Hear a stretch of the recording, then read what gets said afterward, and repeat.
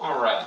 In this video, we're going to be looking at the reactions that led to the light that we're observing now here on Earth as the cosmic microwave background. And so today's essential question is about sort of what is the source of that light? And the short answer is it's from matter, antimatter annihilation. So when matter and antimatter collide, they annihilate, make pure energy. So we're going to consider how much energy sort of that is. We know that electrons have a mass, so we can say sort of the mass of an electron is 9.11. Let me choose a better color.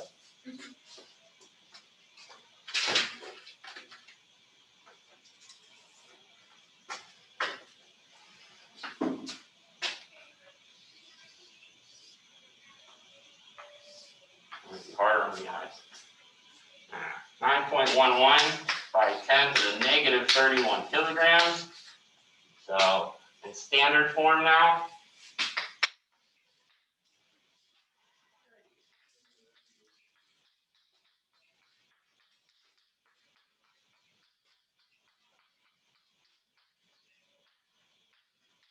That many kilograms. So that's the mass of an electron. This is 1 kilogram. So that's an electron. That's like you just heard 1. An electron is that. Kind of give you an idea of how low in mass an electron is. The positron, which is the antiparticle of the electron, so it's not a proton, right? It's not the thing found in the nucleus that's also positively charged. This is the antiparticle of the electron. It has the same mass, but this has the opposite charge. Okay, so this also has a mass of 9.11 by 10 to the negative 31 kilograms.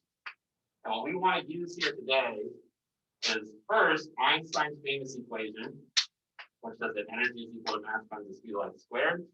So by knowing the speed of light, timesing it by itself, and then multiplying it by really we're sort of saying like how much energy would have been available in the early universe such that these particles and antiparticles could have sort of come into existence, right? Like there's enough energy that it could sort of become mass, but then they annihilate and make pure energy. So those reactions are going back and forth all the time in the early universe until eventually space expands enough where there's no longer enough energy to, sort of turn back into mass, right? So it's like all the mass that there was going to be is sort of there. Space has expanded enough and you just have sort of the mass that's left.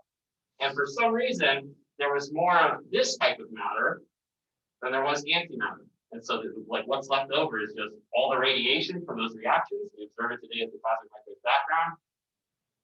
And then the particles, the baryonic matter, like the protons, the neutrons that we're made of, the chalk's made of, the planet is standing on, so on. So let's calculate the energy based on sort of twice this mass, right? Because we have to sort of make them both. And then we'll times it by the speed of light by the speed of light again. So it's kind of like mass squared, right? This times itself times the speed of light squared. So you kind of say it's like this. The mass of our particles here are electron, and positron, both of them. So that's going to be squared, right? Because this number is squared, so it's times it by itself. Or no, or not. Come on, shall I get it together here? If you recognize that mistake before I did, leave it down in the comments below. We're going to just double that, right? That's different than squaring. It's like there's 2 of them, right? This times itself. Twice that mass, not that mass times itself. Shall I get it together? So it's 2mc squared, not m squared c squared. Boy, my face has been right. All right. 2 times this number. Kilograms. The speed of light is 299,792,458 meters per second. Don't forget to square that. I know you're thinking, hey, you said we could use 300 million meters per second, 3 by 10 to the 8. Well, I didn't wear my tie and come up here to the chalkboard just to use a rounded value. Okay, we're being precise this morning. I'm not wearing a face shield for nothing. All right, calculators out. As usual, I'll race you. I haven't lost yet.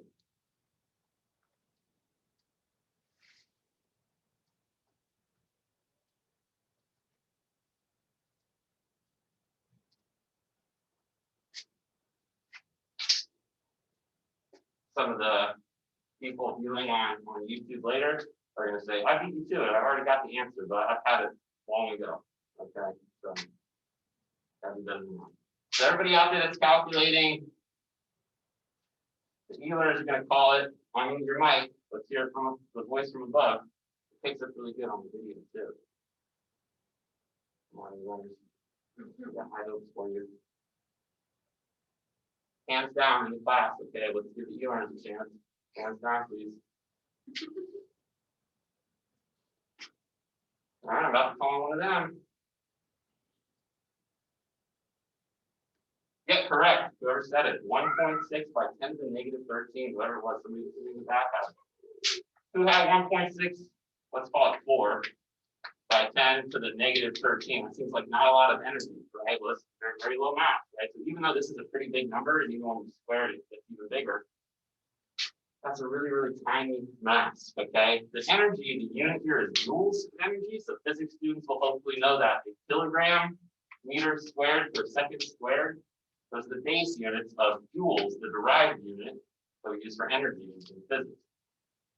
So that's how many joules of energy would have each have been sort of present in the early universe for, you know, this to occur, for like these particles, these kind of things. And we'll see sort of in our lesson here, sort of a rough schematic of like, you know, energy flying along like a photon, and it's energetic enough, it could be this, you know, electron positron pair, they meet back up, they make energy again. Now it's happening backwards and forwards, you know, billions, trillions of times, but all within the first fractions of a second after the Big Bang. So remember that, you know, the universe is expanding pretty rapidly, and eventually there's not this energy available anymore to continue this. And so when it's kind of like there's enough energy available for this to happen, but there was slightly more of these than there were these. And the laws of physics suggest that they should be the same. So it really is a mystery. It's a problem that we're saddled with the Big Bang. As we know the source of we hypothesize the source of the cosmic microwave background, we observe it today. We're pretty sure it comes from these reactions, but why was there more matter than antimatter? That's an unsolved mystery. Okay, so that's something that has to be sort of explained in the Big Bang. As a follow-up calculation to this, if you're interested enough to, you can calculate the E sub me. That's the energy of you. Well, I'll calculate it for me, but it's like, hey, I'm made of mass, right? I have mass, and therefore I am energetic. And this would be like, if you really did meet your antimatter self, how much energy would you liberate into the universe if there was like an anti-Earth with people, and instead of, you know, electrons surrounding their protons and their atoms, it's positrons surrounding the anti-proton to make anti-atoms. And there are anti-atoms, okay? So those are things that we've actually created in laboratories here. So antimatter doesn't exist in the universe, you know, except for in laboratories where we create it. It's not, you know, when we go out, we observe the matter. So I'll tell you that I, myself, possess a mass of 100 kilos. Hopefully still, I don't leave myself in one, but almost exactly 100 kilograms of mass. Okay, remember 1 kilo, I'll drop it. So that's 1 kilo, so I myself am 100 kilos. If you're interested to know your mass, you know, we're recording this here in America, where we're usually not as familiar with the metric. So you can take your weight in pounds. All right, so if you know how many pounds of weight you possess, so weight is different than mass. Mass is like an intrinsic property of a substance. Bill Nye will remind us that inertia is a property of matter, and mass is inertia. Okay, mass is inertia. So it's like, that's like how much stuff you're made of, how many particles, how many atoms you're built of. Whatever gravity field you're in will determine your weight. So like your mass doesn't change from place to place in the universe, but your weight will, because there's less of a pull on your mass on the moon, for example, than there is on Earth. And so students in the lab can kind of look at that poster up there that says W equals mg, F equals ma, Newton's second law. It's the same thing as like W, the force due to gravity is weight. Your weight is mass times g, which is the gravity field strength. So if you know your weight in pounds, okay, there's an equivalence we can use here on Earth. On Earth, 2.2 pounds per kilo. 2.2 pounds in a kilo. So if you take your weight in pounds Divided by this, you will get your mass in kilograms. And so note that this is not an equality that's true everywhere, but an equivalence that's true here on Earth. So on Earth, this mass made of 1 kilogram of mass, it weighs 2.2 pounds. On the moon, it would weigh less, but it would still be, 1 kilogram of mass. On Jupiter, it would weigh more, but it would still be 1 kilogram of mass. So we calculate this based on your mass, right? E equals m, and then the speed of light remains 3 by 10 to the 8. I'm not really writing all that down. So, for most calculations, right, it's like 299 million. That's close enough to that, right? 300 million, that's scientific notation, so it's easier to write. So this would be the E sub Schleier. Okay, this is my energy. Well, actually, no, we still got to double this, right? Because my antimatter counterpart, there is one, would also be 100 kilograms, let's say. So you do have to double, right, the mass if you're doing this calculation. If you're just interested to know, like, how much energy do I possess right here standing on Earth? If I could somehow convert all my mass into pure energy, how many joules of energy would that be? And then we can convert it to something more familiar, like how many calories? Like we use calories, so the same thing. Like we're more used to pounds, weight here in America. Calories is like the unit of energy that we're most familiar with, food calories. But we can convert that, so like how many pizzas, what would it be? How many calories in a pizza? Whatever interesting sort of conclusion you want to get. So I'll get joules first. And feel free to, do this for yourself now. So within your journal, the energy of you. All right. So this would be, if you want it, and if you're just like, I don't want to publish my math, so I don't feel like writing that down on my journals. Remember, I read your journals. Okay, and anything you write in there, like don't write anything that you want to read. I really do go through them and read them. So if you don't want to publish your, mass or your weight or whatever, I understand. Or if you're just like, I don't feel like I don't know what it is, I honestly don't know.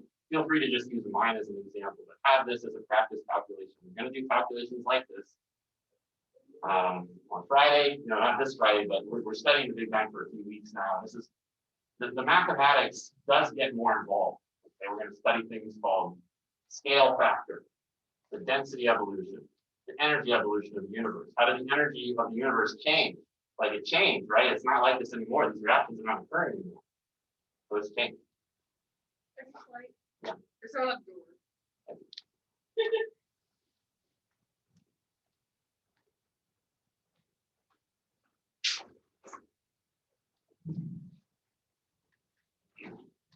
All right.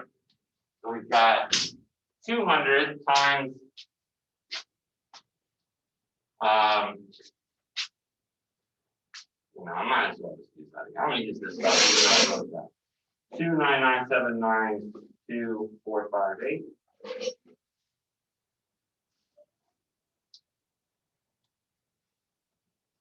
So to get a low in mass electron, positron pair, you need 10 to the negative 13 joules. A better unit to express this would be a unit called electron volts. Electron volts. A joule is a lot of energy. James Prescott Joule, guy who studied this stuff, he was studying like steam engines and things like that. There's a lot of energy. He was looking at like how much mechanical energy there was in heat, and sort of designing a very clever apparatus. So a joule is a tremendous amount of energy. 1 joule is a lot of energy, right? We get 10 to the negative 13 joules. But here, I'm more massive, right? So the energy that would be liberated if I shook hands with my antimatter self in joules would be 1.8 by 10 to the 19 joules. So it's, a huge change in terms of magnitude, right? Because 30 orders of magnitude right here. So that's joules. So then you could look up like how many joules is in an atomic bomb, and say, well, how that would be equivalent to how many atomic bombs if you just did, what that poster suggests over there, shook hands with anything on itself. If such a thing is possible, we can theorize or we can calculate what it would be. We can calculate what it's equivalent to in terms of, what's something with a lot of energy. I guess if you're doing pizzas, like food calories. It's just hard to comprehend what that even means, but it's such a big number. But to put it into something like, if you've ever seen footage of like a nuclear bomb exploding, you say, well, that's 10 to the 13. So this would be like 1 million nuclear bombs. You go, oh, wow, that's a lot of energy. Right? It puts it into more perspective than just 10 to the 19. Okay. We should be aware of the unit electron volts. We can define it very formally. It's like if you put an electron in a parallel plate capacitor and accelerate it across an electric field, it's going to gain some energy. And the energy that it gains, if that potential difference is 1 volt, it's called an electron volt. Right? So we give energy to an electron, the potential difference of 1 volt, we push it in the field. And the energy that's required to sort of push it against the electric field would be 1 electron volt. And the energy that it gains, if it goes sort of in the direction, sort of against the field, the direction it wants to go. Electric fields are defined the way protons move, positive charges, so electrons move the opposite way. But the energy would gain if we let it sort of go the way it wanted to, if that there's a potential difference of 1 volt, that's called an electron volt. So anytime you need to convert joules to electron volts, here's the conversion. There are 1.6 by 10 to the negative 19 joules per electron volt. And if that number is familiar to you, awesome. You must have, taken some good physics instruction there, have a good memory. This is also the charge on an electron in coulombs, right? So the derived unit of charge in physics is the coulomb of charge, and that's the charge of this called elementary charge. Right? So the charge on an electron is 1.6 by 10 to the negative 19 coulombs. And again, because of the way we define the electron volt, we just get this handy conversion where it's the same value that's the charge on the electron is the energy that an electron has, in a potential difference of 1 volt.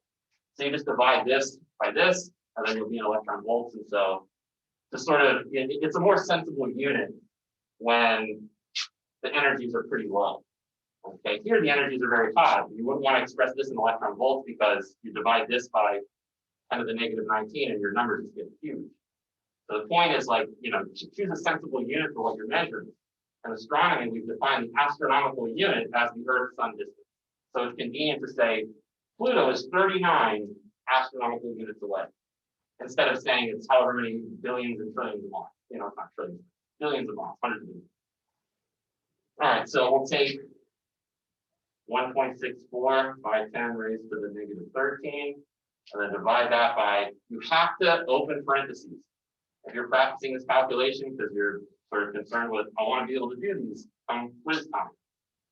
This is where students typically make mistakes. When they divide by something in scientific notation and fail to use grouping symbols. And here's why. Your calculator rigidly follows the order of operations. So your calculator, if you type in this number divided by this times this, without using grouping symbols, your calculator will say, okay, what's the order of operations? We multiply and divide. After we take care of parentheses and exponents, we multiply and divide from left to right. Right? We do this step at the same time, so we add and subtract at the same time. They're really the same thing. Like, dividing is a fancy way to multiply, subtracting is like adding. So they're really kind of the same operation. So your calculator says, okay, that's what you want to do. I'll divide by 1.6, now I'll multiply by this tiny number. And that's not what you want to do, right? You want to divide by this entire small quantity. Dividing by something small makes your answer big. So give your calculator the language it understands. Like it knows to do parentheses first. Because it won't, like I said, it's like a robot. It rigidly follows the program. Okay? It doesn't know what you want it to do. You want to divide by this small number. So you either got to type it in with 18 zeros, which your calculator probably can't do, which is why we have to learn scientific notation. Some students come into this class very capable of tackling this kind of like, oh, scientific notation, yeah, physics, I think chemistry, no problem at all. And other students, they're learning it for the first time, or they're relearning it again after having forgot it from like middle school. And that's fine, regardless of where you're at in terms of your background. This is why we're putting it up here. I'm recording it. It'll be on YouTube. You can access it later for your leisure. Watch it many times as you want to. Okay. But to be successful at these calculations on like Friday quizzes, and just to have like a better understanding, this good scholarship, we should be practicing. So I'm going to divide by open parentheses 1.6 by 10 to the negative 19. And I get, for how many electron volts for this reaction, the positron electron pair, the energy 1,025 electron volts.